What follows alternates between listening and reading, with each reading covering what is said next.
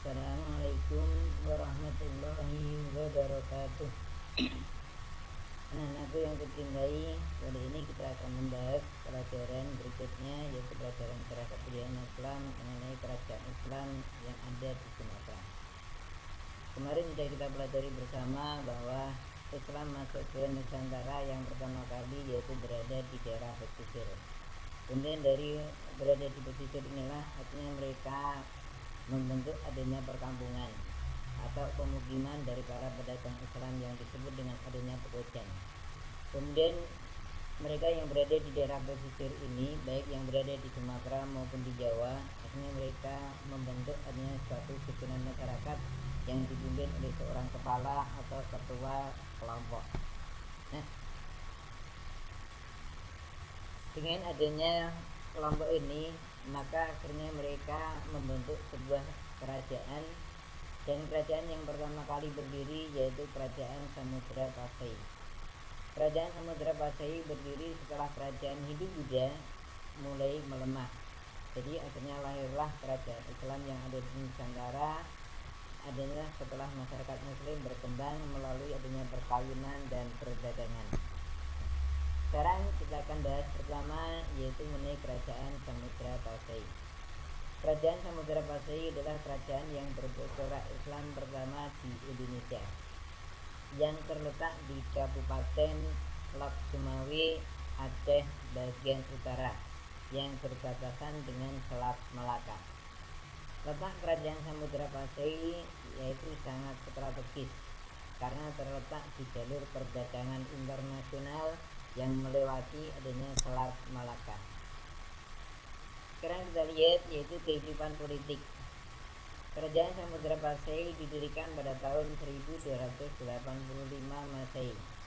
Pendirinya adalah Mirah Sulu. Ia masuk Islam setelah bertemu dengan Syekh Ismail, utusan dari Mekah. Syekh ini memberi gelar yaitu Malik As-Saleh. Mirah Sulu adalah putra Mirah Gajah. Mirah merupakan gelar bangsawan di Sumatera bagian utara. Sedang Silu berasal dari kata Sungkala atau Sangkrit Sula. Ia sebagai raja pertama yang memerintah tahun 1285 hingga 1297 Masehi. Sekarang kita lanjutkan yaitu mengenai raja-raja yang memimpin di kerajaan Samudra Pasai. Yang pertama yaitu Sultan Malik As-Saleh. Sultan Malik As-Saleh dalam menjalankan roda pemerintahan, beliau dibantu oleh Serikaya dan Bawakaya. Kedua pembantu ini diberi gelar yaitu Ali Kaituddin dan Ali Hasanuddin. Dalam pengembangan agama Islam, ia dibantu mubalik dari Mesir yang bernama Faqih Muhammad. Selain Sultan Malik As-Saleh, yang kedua yaitu Sultan Muhammad yang bergelar Sultan Malik At-Tahir II, yang memimpin kerajaan Samudra Pasai tahun 1297 hingga 1326 Masehi. Yang ketiga yaitu Sultan Ahmad yang bergelar Sultan Malik At-Tahir II. Pada masa ini pemerintahan kerajaan Samudra Pasai berkembang sangat pesat dan terus menjalin hubungan dengan kerajaan-kerajaan Islam baik yang ada di India maupun yang ada di Arab, yaitu kerajaan Turki Utsmani. Melalui catatan seorang pengelana dunia yang bernama Ibnu Battuta, dia merupakan utusan dari Sultan Delhi. Ketika tahun 1345 Masehi, dia menyampaikan bahwa kerajaan Samudra Pasai merupakan pelabuhan penting dan istananya disusun dan diatur secara India, dan patihnya bergelar Amir. Yang keempat yaitu Sultan Zainal Abidin yang bergelar Sultan Malik At-Tahir III, yang memimpin tahun 1348 Masehi hingga 1406 Masehi. Pada masa Zainal Abidin dinobatkan, ia menjadi raja. Ini masih usia sangat muda. ia banyak dipengaruhi oleh pembantunya, sehingga pada saat ini kerajaan Samudra Pasai mengalami adanya kemunduran disebabkan adanya Zainal Abidin yang masih 3 muda tadi belum paham dengan adanya pemerintahan. Kemudian kita lanjutkan, yaitu kehidupan ekonomi. Kerajaan Samudra Pasai mengandalkan adanya perdagangan, sehingga perdagangan di Samudra Pasai semakin ramai dan bertambah maju karena didukung oleh armada laut yang kuat, sehingga para pedagang merasa aman dan nyaman berdagang di kerajaan Samudra Pasai. Komoditi perdagangan dari kerajaan Samudra Pasai yang penting adalah lada, kapur barus, dan emas. Untuk kepentingan perdagangan sudah mengenal adanya alat tukar yang dikenal dengan adanya uang, yaitu uang yang berasal dari emas yang diberi nama dirham atau dirham. Sekarang kita lihat yaitu kehidupan sosial budaya. Kemajuan dalam bidang ekonomi membawa dampak pada kehidupan sosial. Masyarakat Samudra Pasai menjadi makmur. Mereka mempunyai semangat kebersamaan dan hidup saling menghormati sesuai dengan syariat Islam. Hubungan antara sultan dan rakyat terjalin baik. Sultan biasa melakukan musyawarah dan bertukar pikiran dengan para ulama. Dan sultan juga sangat hormat terhadap para tamu yang datang. Bahkan tidak jarang mereka memberikan cendera mata kepada para tamunya.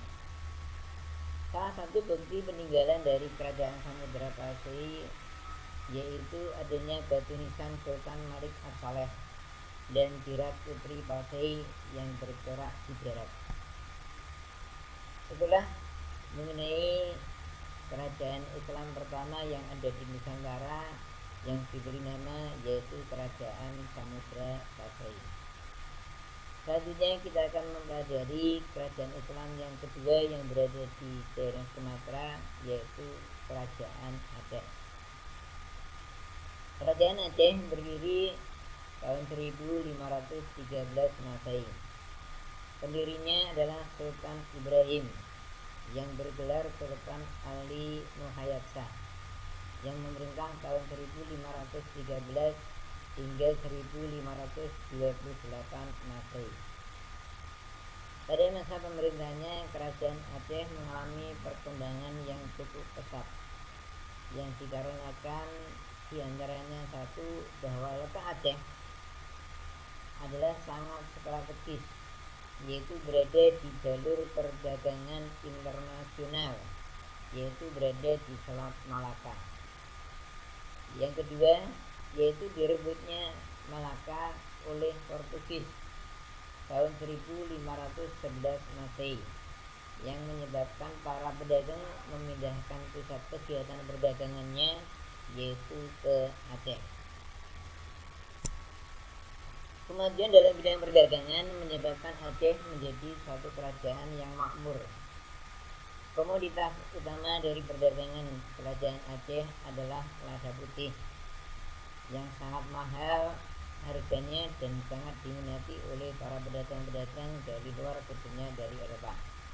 Dengan kekayaannya yang melimpah, kerajaan Aceh berhasil membangun angkatan perang yang kuat. Prajurit-prajurit Aceh terdiri dari orang-orang Aceh dan orang-orang yang berasal dari Turki, Arab, dan Abesia atau Ethiopia.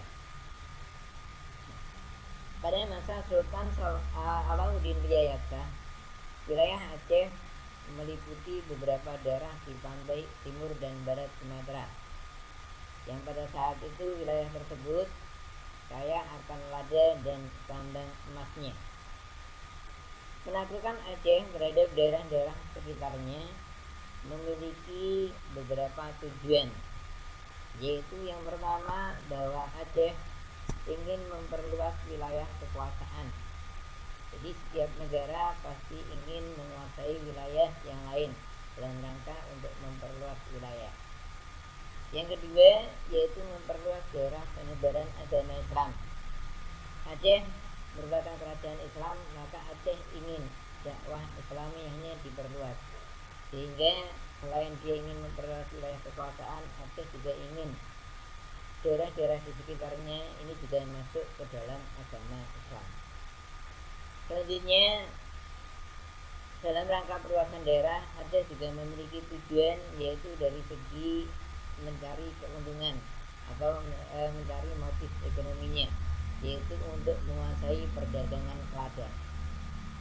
Kerajaan Aceh mencapai kejayaannya pada masa pemerintahan Sultan Iskandar Muda, yaitu pada masa itu Aceh berhasil menguasai wilayah-wilayah yang ada di Delhi, kemudian Johor, Bintang, Pahang, dan Kedah, sehingga sampai di semenanjung Melayu.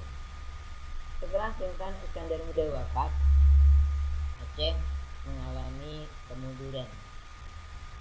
Sekarang kita akan lihat apa penyebab kerajaan Aceh ini mengalami kemunduran.